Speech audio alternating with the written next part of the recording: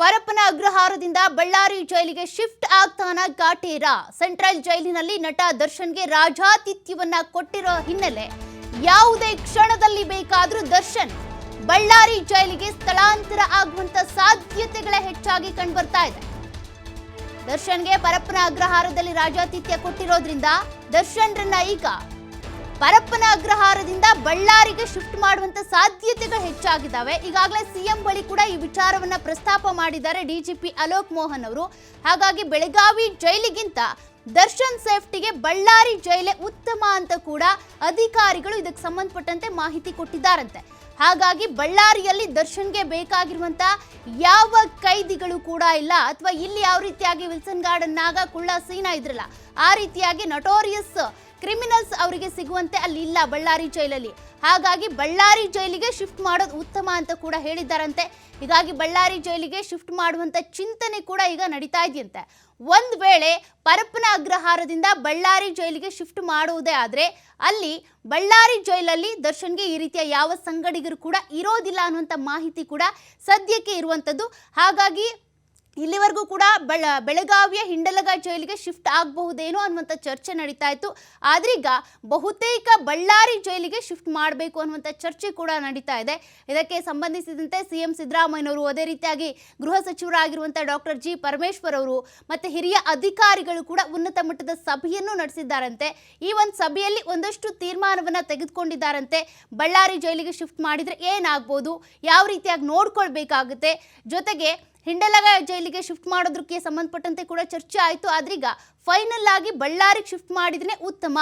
ಕಾರಣ ಈ ಬೆಳಗಾವಿ ಜೈಲಿಗಿಂತ ದರ್ಶನ್ಗೆ ಸೇಫ್ಟಿ ಆಗಿ ಇರುವಂಥದ್ದು ಬಳ್ಳಾರಿ ಜೈಲು. ಹಾಗಾಗಿ ಬಳ್ಳಾರಿಯಲ್ಲಿ ಈ ರೀತಿ ನಟೋರಿಯಸ್ ಕ್ರಿಮಿನಲ್ಸ್ ಯಾರು ಕೂಡ ಸಹ ಕೈದಿಗಳು ಅಥವಾ ಸ್ನೇಹಿತರು ಯಾರು ಕೂಡ ಇಲ್ಲ.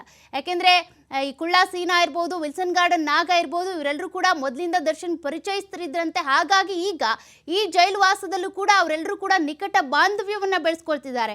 ಒಟ್ಟೊಟ್ಟಿಗೆ ಕೂತ್ಕೊಂಡು ರಾಜಾತಿಥ್ಯ ಕೂಡ ಇವ್ರಿಗೆ ಸಿಗ್ತಾ ಇದೆ. ಹೀಗಾಗಿ ಇದೆಲ್ಲದನ್ನು ಕೂಡ ತಪ್ಪಿಸಬೇಕು ಅಂತ ಅಂದರೆ ಈ ರೀತಿ ಫೆಸಿಲಿಟೀಸ್ಗಳನ್ನು ಕೊಡದೇ ಇರೋ ರೀತಿಯಾಗಿ ನೋಡ್ಕೊಳ್ಬೇಕು, ಭದ್ರತೆಯ ರೀತಿಯಾಗಿ ನೋಡ್ಕೊಳ್ಬೇಕು. ಅಂದರೆ ಬಳ್ಳಾರಿ ಜೈಲೇ ಸೇಫ್ಟಿ ದರ್ಶನ್ಗೆ ಅನ್ನುವಂಥ ಚರ್ಚೆ ಕೂಡ ಆಗಿದೆಯಂತೆ. ಇದಕ್ಕೆ ಸಂಬಂಧಪಟ್ಟಂತೆ ನ್ಯಾಯಾಲಯದಿಂದ ಕೂಡ ಅನುಮತಿ ಸಿಗಬೇಕಾಗುತ್ತೆ, ಆದೇಶ ಬರಬೇಕಾಗುತ್ತೆ. ಯಾವ ರೀತಿಯಾಗಿ ಆದೇಶವನ್ನು ಕೊಡ್ತಾರೆ, ಯಾವಾಗ ಆದೇಶ ಕೊಡ್ತಾರೆ, ಒಂದು 2-3 ದಿನ ಕೂಡ ಇದಕ್ಕೆ ಸಮಯ ಬೇಕು ಅಂತ ಕೂಡ ಹೇಳ್ತಾ ಇದ್ದಾರಂತೆ. ನೋಡಬೇಕಾಗುತ್ತೆ ನ್ಯಾಯಾಲಯದಿಂದ ಏನಾದರೂ ಕಾಟೇರನ್ನ ಅಥವಾ ದರ್ಶನನ್ನ ಬಳ್ಳಾರಿ ಜೈಲಿಗೆ ಶಿಫ್ಟ್ ಮಾಡಿ ಅಂತ ಹೇಳಿದರೆ ಅದಕ್ಕೋಸ್ಕರ ಸಮಯ ತೆಗೆದುಕೊಂಡು ಭದ್ರತೆಯ ದೃಷ್ಟಿಯಿಂದ ಇರ್ಬೋದು, ಜೊತೆಗೆ ಯಾರ್ಯಾರನ್ನ ಎಲ್ಲೆಲ್ಲಿ ಇರಿಸಬೇಕು. ಈಗಾಗಲೇ ತುಮಕೂರು ಜೈಲಲ್ಲಿ 4 ಜನ ಆರೋಪಿಗಳಿದ್ದಾರೆ, ಉಳಿದಂಥ ಆರೋಪಿಗಳು ಇಲ್ಲಿದ್ದಾರೆ ಈಗ ಪರಪ್ಪನ ಅಗ್ರಹಾರದಲ್ಲಿ. ಹಾಗಾಗಿ ಯಾರನ್ನ ಎಲ್ಲೆಲ್ಲಿ ಶಿಫ್ಟ್ ಮಾಡಬೇಕು ಇದಕ್ಕೆ ಸಂಬಂಧಪಟ್ಟಂತೆ ತೀರ್ಮಾನವನ್ನು ತೆಗೆದುಕೊಳ್ತಾ ಹೋಗ್ತಾರೆ.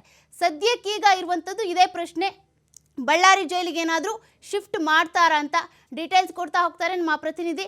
ಈಗಾಗಲೇ ಬಳ್ಳಾರಿ ಜೈಲಿಗೆ ಶಿಫ್ಟ್ ಮಾಡಬೇಕು ಅನ್ನುವಂಥ ಒಂದಷ್ಟು ಚರ್ಚೆ ಆಗ್ತಾ ಇದೆ ಅರುಣ್. ಇದಕ್ಕೆ ಸಂಬಂಧಪಟ್ಟಂತೆ ಸಿದ್ದರಾಮಯ್ಯನವರು ಕೂಡ ಇನ್ನೂ ತೀರ್ಮಾನ ಆಗಿಲ್ಲ ಅಂತ ಹೇಳ್ತಿದ್ದಾರೆ. ಆದರೆ ಬಳ್ಳಾರಿ ಜೈಲ್ ಅಂತ ಬಂದಾಗ ದರ್ಶನ್ ಅವ್ರಿಗೆ ಎಷ್ಟು ಸೇಫ್ಟಿ, ಜೊತೆಗೆ ಯಾವ ರೀತಿಯಾಗಿ ಇಲ್ಲಿ ರಾಜಾತಿಥ್ಯ ನಡೀತಾ ಇತ್ತಲ್ಲ ಬಳ್ಳಾರಿ ಜೈಲಲ್ಲಿ ನಡೆಯೋದಿಲ್ಲ ಅನ್ನೋದಕ್ಕೆ ಸಂಬಂಧಪಟ್ಟಂತೆ ಏನಾದರೂ ಗ್ಯಾರಂಟಿ ಇದೆಯಾ?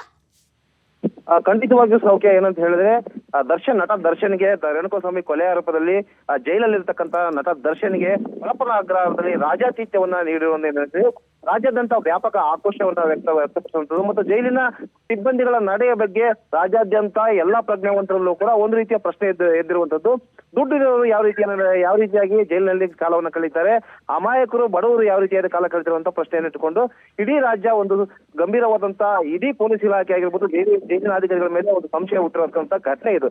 ಈ ಸಂಬಂಧಪಟ್ಟ ಹಾಗೆ ಈ ರೀತಿಯಾಗಿ ಇವತ್ತು ದರ್ಶನ್ ಮತ್ತು ದರ್ಶನ್ ಸಹಚರ ದರ್ಶನ್ ಜೊತೆಗಿರುವಂತಹ ಏನ್ ಆರೋಪಗಳಿದೆ ಅವರೆಲ್ಲರೂ ಕೂಡ ಬೇರೆ ಬೇರೆ ಜೈಲಿಗೆ ಶಿಫ್ಟ್ ಮಾಡಬೇಕು ಅನ್ನುವಂತ ಚಿಂತನೆ ಕೂಡ ಇರುವಂತದ್ದು. ಈ ಹಿನ್ನೆಲೆಯಲ್ಲಿ ಬೆಳಗಾವಿನ ಹಿಂಡಲಗ ಜೈಲನ್ನು ಕೂಡ ಪರಿಶೀಲನೆ ಮಾಡ್ತಾ ಇರುವಂತದ್ದು, ಬಳ್ಳಾರಿಯ ಕೇಂದ್ರ ಕಾರಾಗೃಹವನ್ನು ಕೂಡ ಈಗಾಗಲೇ ಪರಿಶೀಲನೆ ಮಾಡ್ತಾ ಇರೋದು. ಈಗಾಗಲೇ ಒಂದು ಸೂಚನೆ ಇಲ್ಲಿನ ಜೈಲಿನ ಅಧೀಕ್ಷಕರಿಗೆ ಸಿಕ್ಕಿರುವಂತದ್ದು.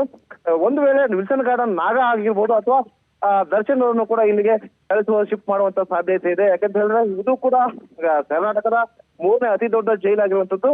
ಒಂದು ರೀತಿಯಲ್ಲಿ ನಟರೇಷಗಳಿದ್ದಂತಹ ಜೈಲೇ ಇದು. ಯಾಕಂತ ಹೇಳಿದ್ರೆ ಉತ್ತರ ಕರ್ನಾಟಕದಲ್ಲಿ ಯಾವಾಗಲೂ ಕೂಡ ಬಳ್ಳಾರಿ ಜೈಲು ಅನ್ನೋಂಥದ್ದು ಒಂದು ರೀತಿಯಲ್ಲಿ ನಟರೇಷ್ ಜೈಲುಗಳ ಒಂದು ಆವಾಸ ಸ್ಥಾನ ಆಗಿತ್ತು. ಯಾವಾಗ ಕೂಡ ಬಳ್ಳಾರಿ ಜೈಲಲ್ಲೇ ಶಿಫ್ಟ್ ಮಾಡ್ತಾ ಇದ್ರು.